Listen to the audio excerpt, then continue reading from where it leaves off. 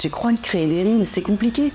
Détrompe-toi. Mes 3 derniers reels, ils m'ont pris moins d'1 heure à réaliser et à eux 3, ils m'ont permis de toucher plus de 25 000 personnes. Dans cette vidéo, je vais te montrer que créer des reels, c'est plus simple que tu ne le penses. Tout ce dont tu as besoin en réalité, c'est une bonne idée, un message clair et bien sûr, si possible, un smartphone. Ok, bon, il y a quelques étapes supplémentaires, mais t'inquiète pas, je te décrypte tout ça dans cette vidéo. Allez, c'est parti. Je ne te demande pas de me croire sur parole. Voici les 3 derniers reels avec leurs stats. Comme tu peux le constater, chacun dure moins de 15 secondes. 2 d'entre eux ne comportent qu'une seule scène et pire que tout, en réalité, il y en a 2 qui utilisent la même scène. Oui, bon, je sais, il y a des jours où j'ai un peu la flemme. Dans les 3 cas, j'ai utilisé des scènes de type B-roll où je me filme dans ma vie de tous les jours. Un B-roll, c'est quoi? C'est tout simplement une scène où tu ne vas pas parler face caméra, mais plutôt une scène qui va servir à illustrer ton propos. C'est donc une scène où il se passe quelque chose à l'écran. Ça peut être toi, mais ça peut être aussi d'autres choses. Et je vais pas te mentir, autant la scène où je prends mon café, c'est une scène que j'ai effectivement pensée, où je me suis organisée et que j'ai filmée avec intention, autant toutes les scènes de l'autre reel, je les ai simplement capturées dans des moments de ma vie de tous les jours. Et rien ne m'a pris vraiment beaucoup de temps. Comme tu le vois, avec ces scènes B-roll, c'est assez facile de tourner des films, tourner des vidéos pour les reels. Et la chance que tu as en ce moment, c'est effectivement cette mode du B-roll qui fonctionne très bien pour tout le monde. C'est beaucoup plus simple de te filmer dans ta vie de tous les jours ou de filmer une scène que de te filmer face caméra. Comme là, par exemple, quand je le fais pour une vidéo YouTube, ça demande bien plus d'énergie. Ça demande de scripter, ça demande de répéter son texte, ça demande de savoir parler face caméra, de transmettre une énergie. Bref, c'est beaucoup plus compliqué, on va pas se mentir. Mais ces scènes B-roll, c'est parfait quand tu débutes pour les reels ou en tout cas que c'est un format que tu souhaites commencer à maîtriser. Profites-en, c'est l'opportunité ou jamais pour te lancer en ce moment. Pour filmer ces scènes, c'est beaucoup plus simple que tu ne l'imagines. Pense simplement à ce que tu fais dans ta vie tous les jours et imagine quelles seraient les scènes qui pourraient faire de bons B-roll. Est-ce que c'est toi en train de travailler? Est-ce que c'est quand tu prends un café? Tout simplement quand tu vas prendre l'air? Ou bien, je sais pas si tu as un boulot où tu fais quelque chose avec tes mains, ou en tout cas tu es actif, est-ce que tu peux te filmer aussi en train de faire ça? Ne complique pas les choses. Mon conseil, c'est liste ces scènes quelque part, par exemple, tout simplement dans une liste dans ton smartphone. Comme ça, tu l'as toujours à disposition. Par exemple, si tu reprends ce fameux reel sur l'automne, où je donne des idées de scènes pour l'automne, et ben en réalité, je me suis pas pris la tête. Comment ça s'est passé? Je te raconte. En fait, j'étais tout simplement en train de me promener un dimanche et il faisait super beau, les couleurs étaient magnifiques. Et là, parce que j'ai toujours un peu l'esprit reel dans un coin de ma tête, je me suis dit, ah tiens, ça pourrait faire quelque chose. Et donc, j'ai simplement pris mon smartphone et je me suis filmée en train de me promener. Même chose avec mes pieds dans les feuilles ou l'arbre tout rouge. C'était simplement là sous mes yeux et je me suis dit, tiens, peut-être que j'utiliserai jamais ces scènes, mais peut-être que je pourrais aussi les utiliser dans un reel. À ce moment-là, j'avais aucune idée de ce que j'allais en faire. Simplement, je me suis dit, tiens, ça fait une belle scène, je vais la prendre, on sait jamais. Peut-être qu'elle restera à jamais dans mon smartphone et qu'elle sera jamais utilisée, mais peut-être que j'en ferai quelque chose. Et puis, 2-3 jours plus tard, j'ai eu un concept d'idée de reel dans ma tête. Je me suis dit, tiens, et si je faisais un reel en expliquant aux gens ce qu'ils pourraient filmer pendant cette période de l'automne qui est particulièrement belle en couleur et qui peut faire de très beaux B-roll. Et là, comme j'allais prendre un café avec une copine et que je savais qu'en plus je devais aller acheter des courges après, tu vois, tu en sais un peu plus sur ma vie de tous les jours, eh bien j'ai pensé à 2 autres scènes que je pourrais rajouter à ces scènes que j'avais déjà tournées le dimanche pour faire un reel un peu plus complet, qui a un peu plus de valeur, on va dire, pour les gens qui vont le voir. Et là, du coup, je suis simplement allée prendre mon café et c'est cette scène où tu me vois en train de manger un cupcake qui est juste au moment où j'ai quitté le café et j'ai acheté une pâtisserie. J'ai filmé cette scène sur le bord du lac puisque j'ai la chance d'habiter dans un très bel endroit. Et puis je suis allée acheter mes courges et là j'ai simplement, figure-toi, posé mon smartphone contre une courge et je me suis filmée en train de choisir différentes courges. Vraiment, là encore, rien de compliqué. Surtout, ça ne m'a pas pris de temps. J'y avais déjà pensé avant. Ça m'a peut-être pris 5 minutes supplémentaires chacune des scènes à tourner, mais tu vois, c'est vraiment 3 fois rien. Et ça m'a permis de faire ce reel conséquent. Donc pour les scènes à filmer, surtout, reste simple. Simplement, garde en tête un petit mindset concepteur de reel pour imaginer que ce que tu es en train de vivre peut-être pourrait faire une bonne scène pour un reel futur. Ok, parlons maintenant équipement. Pour créer des reels, tu n'as pas besoin d'un très gros équipement. Tu n'as pas besoin, par exemple, d'un appareil photo qui fait caméra, comme ce que je suis en train d'utiliser en filmant cette vidéo. Non, ton smartphone suffit. Si possible, c'est vrai que c'est mieux si tu as un smartphone récent. Par exemple, moi, j'utilise l'iPhone 15 et j'avoue que notamment les lentilles pour l'appareil photo et la caméra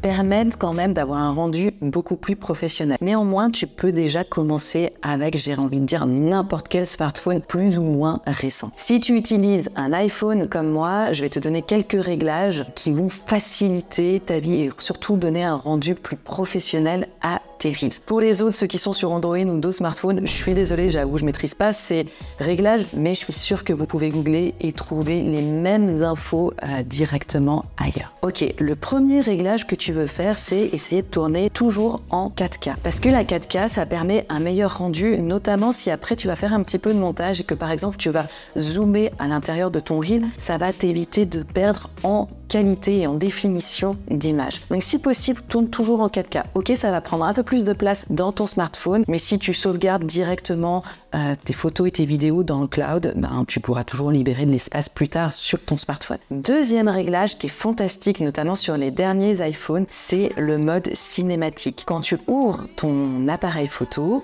tu as la possibilité de tourner, donc d'avoir photo, vidéo, mais tu as aussi un mode cinématique. Et le mode cinématique, il fait quoi? Eh bien, il fait simplement que quand tu tournes des vidéos et que tu es relativement proche de l'objectif, comme par exemple, si je le fais ici avec cet appareil, ça va le faire aussi de la même façon, tu vas obtenir cet effet de profondeur où l'arrière-plan est flouté. Et ça donne un effet qu'on appelle cinématique à tes vidéos. Tout simplement, ça donne un effet en fait film, ou en tout cas vraiment très professionnel. Et ça donne une qualité supplémentaire à ton reel qui va avoir tendance à attirer l'attention ou en tout cas à faire que les gens vont rester plus facilement sur ton reel. Tu peux aussi utiliser des filtres directement au moment de ta capture vidéo. Par exemple, sur l'iPhone, j'ai ce filtre vif qui donne souvent de très belles couleurs. Il y a une saturation un peu plus exagérée et ça fait vraiment des vidéos qui ressortent au niveau de la colorimétrie. Donc ça peut être un truc sympa à utiliser. Tu n'es pas pour autant obligé parce que de toute façon, au montage, tu pourras toujours utiliser des filtres qui vont booster un peu ou la luminosité ou les couleurs de ta vidéo. Parlons maintenant lumière. La lumière est hyper importante. Tu veux, si possible, être vraiment bien éclairé. C'est important aussi pour l'algorithme parce qu'il semblerait que l'algorithme ait tendance à privilégier des vidéos qui ont une bonne luminosité. Ce qui veut dire que si ta vidéo est sombre,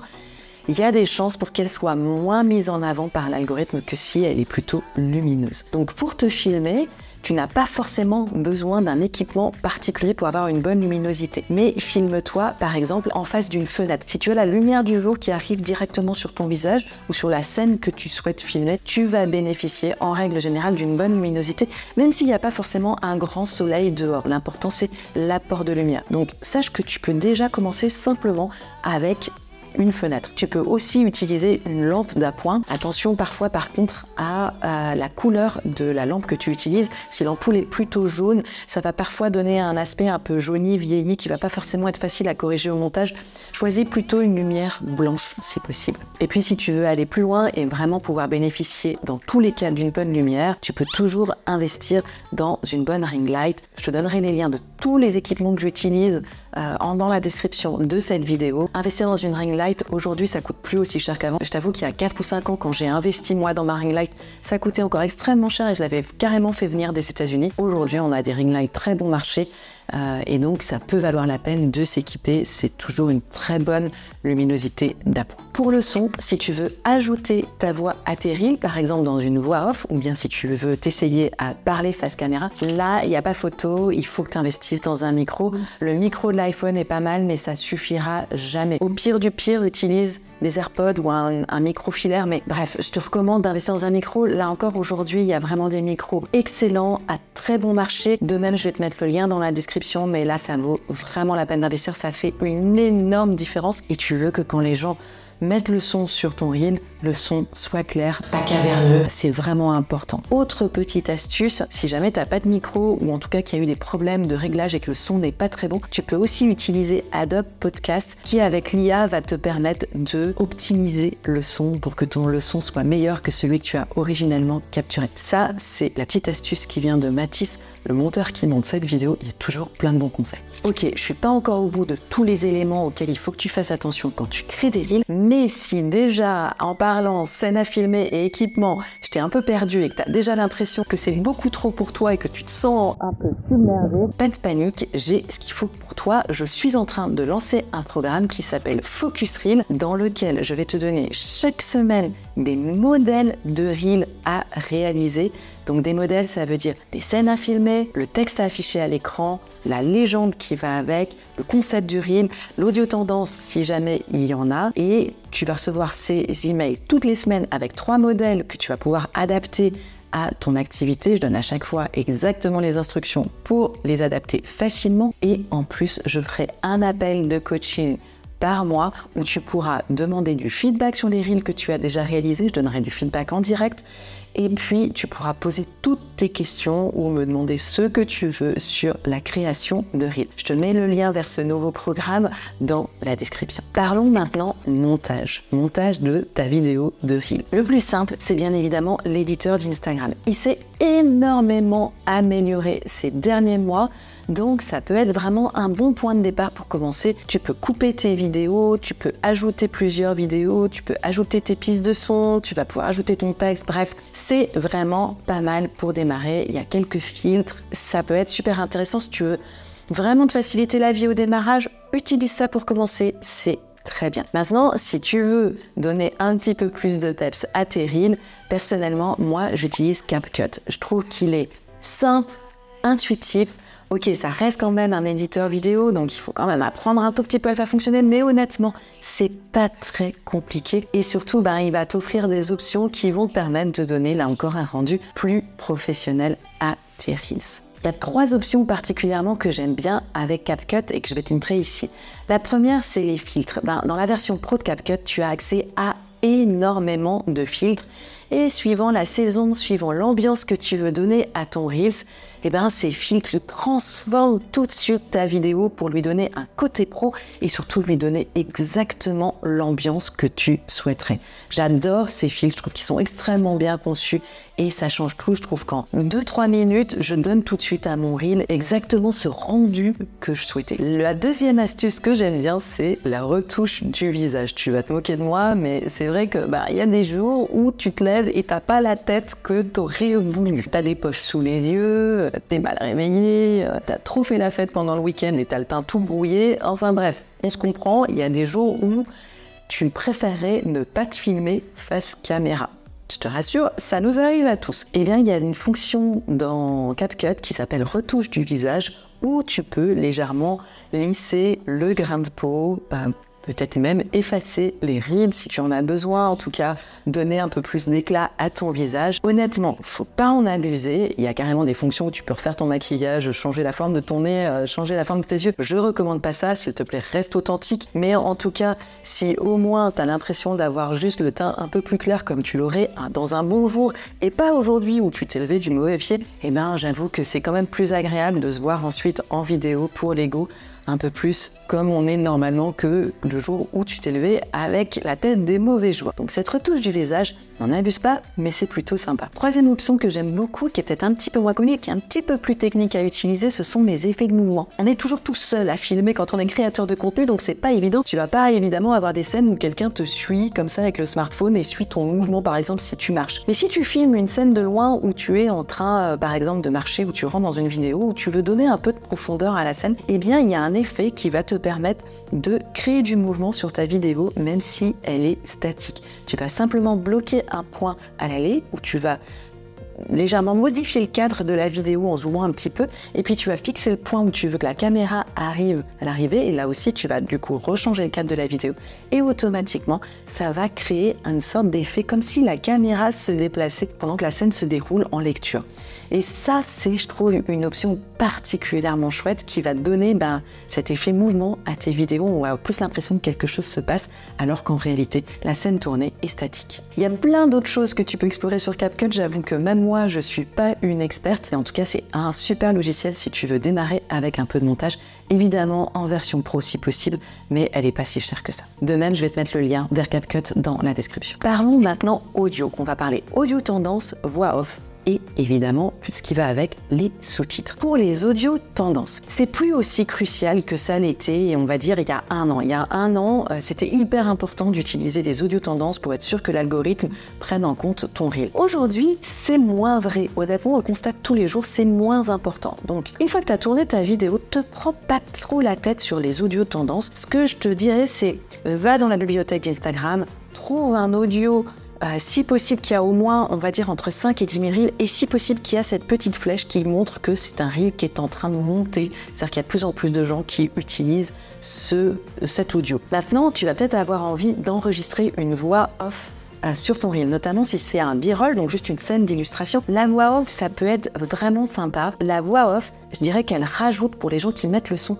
une petite touche d'authenticité, une connexion. Ça rajoute cette petite touche humaine qui va créer la connexion émotionnelle avec ton audience. Pour enregistrer une voix off, c'est très simple. Moi là, je le fais directement dans l'outil Instagram. Donc une fois que ma vidéo est prête sur CapCut, je la télécharge dans Instagram et je vais simplement utiliser l'outil voix off d'Instagram pour enregistrer ma voix. Tu peux faire plusieurs essais. Tu vas voir la vidéo qui défile en même temps que tu déroules ton enregistrement. C'est vraiment très simple. Si tu t'es trompé, tu peux recommencer. Ce que je te recommande par contre, si tu veux enregistrer une voix off, c'est vraiment d'écrire ton texte à l'avance. Comme ça, tu peux simplement le lire pendant que la vidéo défile. C'est beaucoup plus facile. N'oublie pas par contre d'y mettre de l'intention. Il ne faut pas qu'on sente que tu lis tout simplement. Ensuite, parlons sous-titres. C'est hyper important de mettre des sous-titres parce que la majorité des gens, en tout cas une grosse partie des gens, n'allument pas le son quand ils regardent les reels. Donc tu veux qu'ils puissent comprendre ton reel même s'ils n'ont pas le son activé. Instagram a énormément amélioré cette partie sous-titres. Auparavant, c'était disponible que en anglais, mais depuis récemment, c'est disponible aussi en français. Donc Instagram va automatiquement analyser le texte de ta voix off et créer les sous-titres qui vont avec. Attention, il se peut que parfois il se trompe sur un mot ou deux, donc n'hésite pas à corriger le texte si nécessaire. Aujourd'hui, l'éditeur d'Instagram fait très bien le job, donc n'hésite pas à créer tes sous-titres directement dans l'éditeur d'Instagram. Attention par contre, à partir du moment où tu as une voix off, il va falloir que tu ajustes le son entre le volume de l'audio de la musique, donc l'audio tendance par exemple que tu vas utiliser, et le volume de la voix off. Ça, c'est un petit réglage qui se règle tout simplement de la façon suivante dans Instagram. Dernière étape, comment tu fais pour trouver des bons concepts de reel et l'inspiration d'une manière générale? Tout simplement, regarde les reels dans ta niche, regarde ce que font les autres, fais défiler ton smartphone dans ta niche ou d'ailleurs dans d'autres domaines et tu vas forcément voir des choses que tu aimes, qui te plaisent et que tu aurais envie de reproduire à ta sauce. C'est le meilleur moyen de trouver l'inspiration, c'est t'immerger dans